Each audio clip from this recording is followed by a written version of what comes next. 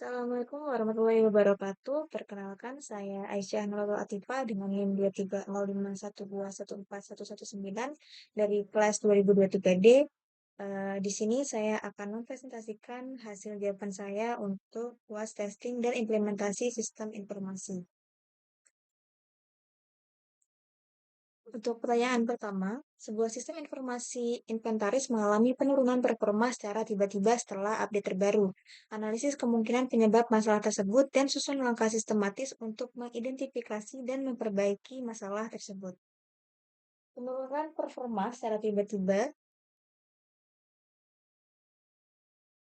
setelah dilakukan update terbaru bisa terjadi karena adanya masalah seperti munculnya bug baru setelah update, adanya perubahan pada struktur database atau sistem baru yang membutuhkan sumber daya yang lebih besar sehingga performa turun. Untuk mencari tahu penyebab dan menahannya, pertama adalah dengan membandingkan sistem lama dengan sistem baru. Nah, ini bisa dilakukan jika memungkinkan dengan melakukan rollback untuk memastikan bahwa masalah tersebut muncul setelah update. Yang kedua adalah mengecek beban dari server, dilihat dari penggunaan CPU, memori, dan responsivitas sistem untuk melihat apakah ada lonjakan atau bottleneck setelah update. Yang ketiga adalah memeriksa query baru yang tidak terindeks atau terlalu kompleks. Keempat adalah mengecek log error dari aplikasi tersebut untuk melihat error, warning, atau bottleneck yang tidak terlihat langsung oleh user. Kemudian yang kedua, Anda ditugaskan untuk merancang skenario pengujian beban untuk aplikasi yang secara dinamis melayani ribuan simultan. Jelaskan bagaimana Anda merancang pengujian tersebut dan metrik apa saja yang penting dianalisa. Nah, untuk melakukan pengujian beban ini, langkah yang pertama adalah membuat lingkungan uji khusus, yaitu menyiapkan infrastruktur uji yang menyerupai lingkungan produksi, termasuk dari konfigurasi server web, server aplikasi, dan server basis datanya. Kemudian menentukan skenario uji beban yang akan dilakukan, seperti misalnya menentukan jumlah pengguna simulasi yang mewakili ribuan pengguna simultan, kemudian menentukan kecepatan koneksi dan variasi perangkat yang digunakan pengguna asli, dan mengidentifikasi transaksi penting dalam aplikasi sesuai dengan penggunaan nyata seperti login, searching, dan lain-lain. Kemudian yang ketiga adalah menyiapkan data uji yang diperlukan untuk menjalankan berbagai transaksi secara simultan supaya hasil ujinya akurat. Yang keempat, menjalankan skenario uji dan memonitor performa aplikasi serta infrastruktur secara real-time. Dan yang terakhir adalah menganalisis hasil pengujian dan menyusun rekomendasi peningkatan berdasarkan hasilnya. Nah, untuk metrik utama yang perlu dianalisis pada pengujian ini adalah waktu respon, tingkat penggunaan CPU dan memori, penggunaan maksimum yang didukung, jumlah permintaan yang diproses dalam periode waktu tertentu, error rate, stabilitas sistem, dan jaringan. Kemudian yang ketiga adalah dalam proses implementasi sistem baru, Anda menghadapi resistensi sebagai pengguna utama. Buatlah strategi konkret berdasarkan pemahaman psikologis dan teknis untuk mengatasi resistensi tersebut. Resistensi dari pengguna utama dapat diatasi dengan melibatkan mereka dalam pengembangan proyek.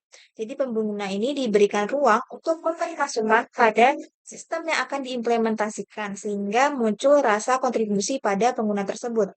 Selain itu juga sistem yang dibuat dengan masukan dari pengguna, baik secara fungsi atau tampilannya, akan memudahkan mereka untuk menerima sistem baru. Selanjutnya adalah dengan melakukan pelatihan dan demonstrasi supaya pengguna dapat memahami manfaat dari sistem baru tersebut dan dapat menggunakannya dengan mudah. Keempat, sebuah sistem manajemen data sering mengalami ketidaksesuaian data antara berbagai modul, identifikasi kemungkinan akar penyebab, dan buat prosedur pemecahan masalah yang efektif dan berkelanjutan. Nah, ketidaksesuaian data antar modul dalam sistem manajemen data ini dapat terjadi dikarenakan pembaruan data tidak simultan atau format datanya tidak sama. Masalah ini dapat diatasi dengan mengaudit alur data pada setiap modul yang ada, membersihkan dan membuat standar format data, menggunakan logging dan alert sehingga apabila terdapat data yang tidak sesuai akan langsung diketahui. Dan yang terakhir adalah melakukan pengujian integrasi pada sistem secara berkala untuk memastikan masalah yang serupa tidak akan terjadi kembali. Kelima, saat pemeliharaan sistem berjalan ditemukan bug yang sulit direproduksi. Rancang pendekatan troubleshooting yang sistematis untuk menemukan dan memperbaiki bug tersebut. Nah, eh, yang pertama adalah mengidentifikasi masalah dengan melakukan pengamatan gejala atau perilaku abnormal dari sistem tersebut. Yang kedua, mengumpulkan informasi yang relevan seperti log sistem, pesan error, konfigurasi sistem, atau riwayat perubahan yang dilakukan sebelum masalah muncul. Informasi ini digunakan untuk mempersempit kemungkinan penyebab masalah. Yang ketiga, isolasi penyebab dengan pengujian satu persatu bagian sistem untuk menentukan mana yang berfungsi normal dan mana yang terdapat error untuk mengisolasi masalah ke area spesifik. Yang keempat, susun hipotesis atau dugaan mengenai penyebab berdasarkan analisis dan informasi yang telah dilakukan sebelumnya. Kemudian yang kelima adalah melakukan uji hipotesis. Lakukan pengujian berdasarkan dugaan yang sebelumnya telah disusun. Apabila hipotesis berhasil, maka solusi tersebut dapat diterapkan untuk mengatasi bug yang terjadi pada sistem. Keenam, evaluasi sebuah sistem informasi berdasarkan 5 indikator kinerja utama yang Anda pilih sendiri dengan alasan signifikan masing-masing indikator dan metode pengumpulan data yang konkret. Di sini, 5 indikator kerja yang saya pilih, yang pertama ada response time, yaitu mengukur waktu yang dibutuhkan oleh sistem untuk merespon suatu permintaan pengguna. Ini karena waktu respon yang lambat akan sangat mempengaruhi pengalaman user. Jika responnya terlalu lama, kemungkinan besar user akan meninggalkan sistem. Nah, untuk metode pengumpulan datanya bisa menggunakan aplikasi monitoring untuk memantau respon time secara real time, kemudian manual testing dan stopwatch untuk melakukan pengujian sederhana pada sistem internal, log server, dan benchmark testing untuk mencatat waktu respon rata-rata dari berbagai endpoint API atau halaman web. Yang kedua ada jumlah fitur yang dikembangkan. Ini untuk mengukur seberapa banyak fitur baru atau perbaikan yang berhasil untuk dikembangkan dan diimplementasikan. Semakin banyak fitur yang dikembangkan, maka semakin fleksibel sistem tersebut dalam membantu tantangan operasional. Untuk metode pengumpulan datanya adalah dengan melacak dan mencatat semua fitur yang dirilis setiap periode, kemudian melacak taks yang ditandai sebagai fitur baru dan menghitung jumlahnya. Yang ketiga ada error rate atau jumlah bug kritis. Ini dilakukan untuk menilai jumlah kesalahan sistem yang berdampak besar terhadap fungsi utama sistem. Bug kritis ini dapat menyebabkan gangguan layanan, kerugian secara finansial, bahkan hingga kehilangan kepercayaan dari pengguna atau user. Nah, untuk metode pengumpulan data, yang pertama ada backtracking tools seperti Bugzilla atau fitur di Jira yang bisa memberikan klasifikasi bug berdasarkan dari tingkat keparahannya. Kemudian juga log error otomatis dengan tools pemantauan yang merekam error runtime secara lengkap. Kemudian yang keempat ada uptime, yaitu ukuran presentasi surat presentase waktu di mana sistem informasi atau aplikasi tersedia dan dapat diakses oleh pengguna sistem. Nah, sistem yang sering mengalami down atau gangguan ini akan menimbulkan banyak konsekuensi negatif seperti ketidakpuasan pelanggan atau gangguan operasional.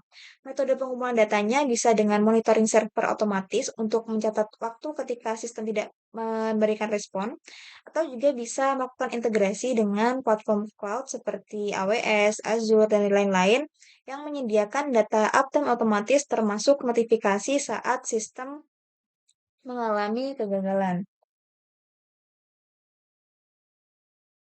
Selanjutnya yang kelima ada throughput yang mengukur seberapa banyak permintaan, transaksi, atau proses yang berhasil ditangani oleh sistem dalam periode waktu tertentu. Ini menggambarkan kapasitas sistem dalam menangani beban kerja aktual yang merupakan indikator penting ketika sistem dipakai oleh banyak pengguna secara bersamaan. Untuk metode pengumpulan datanya bisa menggunakan load testing untuk melakukan simulasi trafik dan mencatat jumlah permintaan yang berhasil diproses. Kemudian juga monitoring live server untuk memantau throughput harian atau real time. Kemudian pertanyaan ketujuh, Anda mendapat permintaan untuk melakukan uji coba pengguna atau user acceptance testing pada sistem yang kompleks dengan berbagai tipe pengguna, rancang prosedur pengujian yang valid dan efektif, serta bagaimana menangani feedback yang beragam. Untuk prosedur yang pertama adalah membuat perancangan UAT, menyusun rencana pengujian yang mencakup jadwal, sumber daya yang dibutuhkan, serta kriteria dari keberhasilan itu sendiri. Kemudian juga menentukan peran end user, siapa yang akan melakukan peran end user yang akan terlibat dalam pengujian ini. Kemudian yang kedua itu mempersiapkan pengujian seperti menyusun skenario pengujian sesuai kebutuhan bisnis, membuat data uji yang relevan dengan sistem, dan menyiapkan dokumen pengujian yang jelas dan mudah untuk dipahami oleh end user.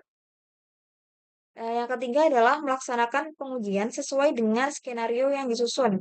Aspek yang diuji ini meliputi kesesuaian sistem dengan kebutuhan bisnis, kemudahan dalam penggunaan dan kenyamanan pengguna, performa dan stabilitas sistem, serta pengolahan error dan bugs.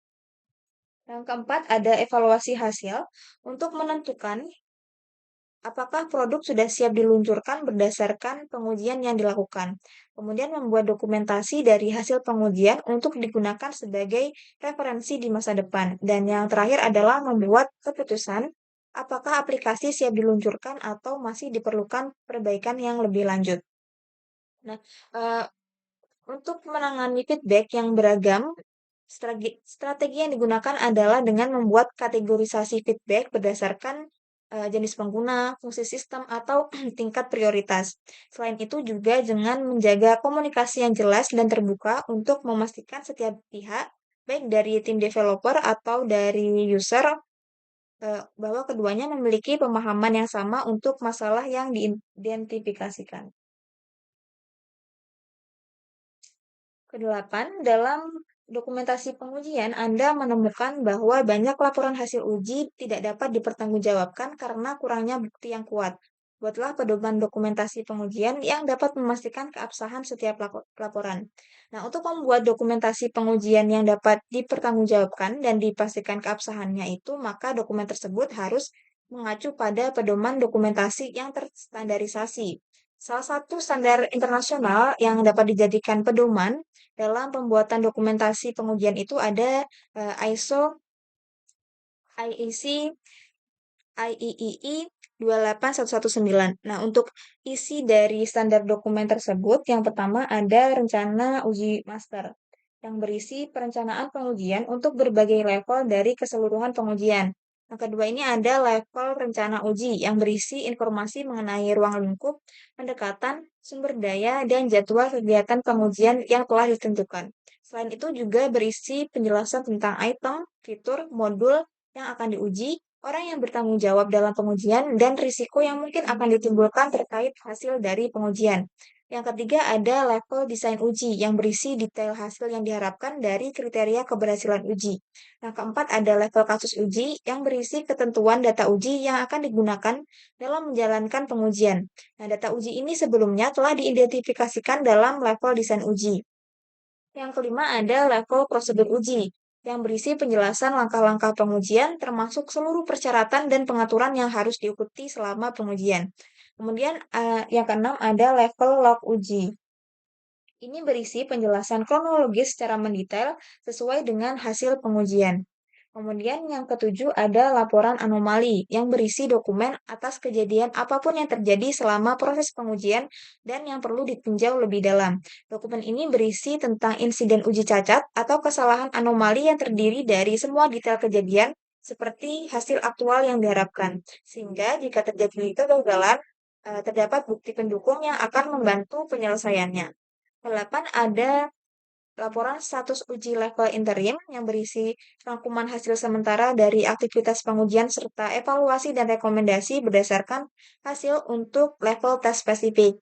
Kemudian ke-9 ada laporan uji level yang berisi rangkuman hasil pengujian yang dilakukan untuk memberikan evaluasi serta rekomendasi berdasarkan hasil setelah pelaksanaan pengujian selesai dan berada dalam tingkat pengujian tertentu. Kemudian yang ke-10 ada laporan uji master. Ini berisi rangkuman hasil dari seluruh kegiatan pengujian yang digunakan serta memberikan evaluasi berdasarkan hasil uji. Dokumen akhir ini digunakan untuk menunjukkan apakah sistem perangkat lunak yang diuji telah sesuai dengan tujuan dan telah memenuhi kriteria kebutuhan yang ditentukan oleh para pemangku kepentingan. Yang kesembilan, jelaskan tantangan-tantangan utama dalam implementasi sistem informasi di organisasi yang mengalami perubahan budaya digital dan usulkan solusi teknis dan manajerial untuk mengatasinya. Untuk tantangan-tantangan utama yang biasanya terjadi dalam perusahaan yang sedang melakukan perubahan digital, yang pertama ada resistensi terhadap perubahan. Ini sering terjadi ketika organisasi itu hendak mengadopsi teknologi baru. Seringkali karyawan merasa enggan untuk berubah dari cara kerja lama karena sudah merasa nyaman atau merasa tidak yakin terhadap manfaat yang ditawarkan oleh transformasi digital. Yang kedua, ada kesenjangan keterampilan digital. Ini merupakan kasus di mana beberapa karyawan, tidak hanya generasi muda, tetapi, terutama generasi yang lebih tua ini kurang memiliki keterampilan digital sehingga dapat menghambat adopsi teknologi baru. Yang ketiga ada masalah integrasi dengan sistem lama. Karena mengintegrasikan sistem digital baru ke sistem lama ini, memiliki masalah seperti kompatibilitas dan migrasi data yang membutuhkan waktu serta biaya yang tidak sedikit. Yang keempat ada biaya implementasi. Perubahan budaya digital membutuhkan investasi yang besar, terutama dalam hal infrastruktur teknologi, perangkat lunak, dan juga pelatihan. Untuk solusi yang ditawarkan, yang pertama adalah menjelaskan manfaat transformasi digital bagi organisasi dan karyawan secara jelas serta mengikutsertakan mereka dalam pengambilan keputusan terkait transformasi digital. Ini merupakan solusi untuk mengurangi resistensi terhadap perubahan. Yang kedua, menyediakan pelatihan intensif mengenai teknologi baru kepada karyawan untuk meningkatkan keterampilan digital mereka. Yang ketiga, melakukan integrasi secara bertahap, jadi tidak langsung keseluruhan untuk mengurangi risiko dan mempermudah pengelolaan perubahan. Kemudian yang keempat, melakukan perencanaan anggaran yang matang dan memahami return of investment dari digitalisasi. Dan yang kelima, memulai transformasi dengan proyek yang kecil terlebih dahulu untuk mengurangi biaya implementasi. Kemudian terakhir, buatlah analisis mendalam tentang bagaimana teknologi baru, misalnya AI atau cloud computing, dapat mempengaruhi proses pengujian dan implementasi sistem informasi serta tantangan yang mungkin dihadapi. Teknologi baru seperti AI dan cloud computing ini memiliki banyak manfaat dalam proses pengujian dan implementasi sistem informasi. Yang pertama, AI sendiri memungkinkan otomatisasi dalam proses pengujian perangkat lunak. Contohnya seperti pengujian regresi, deteksi anomali, dan penggunaan kasus uji secara otomatis. Hal ini akan meningkatkan efisiensi dan akurasi pengujian. Yang kedua, cloud computing menyediakan infrastruktur yang scalable dan fleksibel untuk pengujian dan implementasi sistem informasi. Developer dapat menyesuaikan sumber daya sesuai dengan kebutuhan dan dengan mudah tanpa investasi yang besar pada infrastruktur fisik. Selain itu, dengan cloud computing, tim developer juga dapat berkolaborasi secara real-time dan mengakses lingkungan pengujian yang sama terlepas dari jarak geografis yang akan mempercepat proses implementasi. Untuk tantangannya sendiri, yang pertama, AI ini memerlukan data yang berkualitas tinggi dalam jumlah yang besar untuk pelatihan model. Jika data yang dimiliki tidak lengkap atau bias, maka akan menghasilkan model yang tidak akurat. Kemudian yang kedua, implementasi AI dan cloud computing ini memerlukan infrastruktur yang memadai dan tenaga ahli yang kompeten. Kurangnya sumber daya ini akan menghambat proses pengujian dan implementasi sistem informasi. Dan yang ketiga, penggunaan AI dan cloud computing juga akan membawa tantangan dalam masalah keamanan serta privasi data, terutama untuk data yang sensitif. Maka diperlukan sistem keamanan yang lebih lanjut dan kepatuhan terhadap regulasi untuk menggunakan kedua teknologi ini. Demikian dari saya, terima kasih. Wassalamualaikum warahmatullahi wabarakatuh.